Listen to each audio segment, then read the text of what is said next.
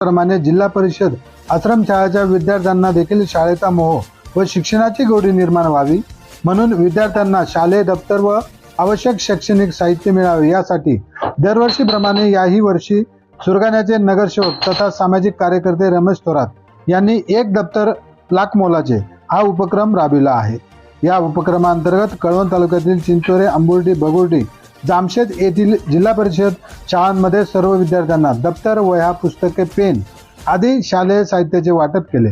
आदिवासी आणि दुर्गम भागातील विद्यार्थ्यांच्या शिक्षणासाठी मागील 2 महिन्यांपासून एक दप्तर मोलाचे या शीर्षकाखाली सामाजिक बांधिलकी जपत हा उपक्रम सामाजिक कार्यकर्ते तथा सुरगाणा नगरपंचायतचे नगरसेवक रमेश थोरात यांनी हाती घेतला आहे।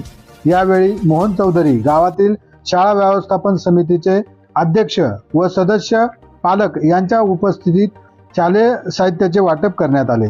यावेळी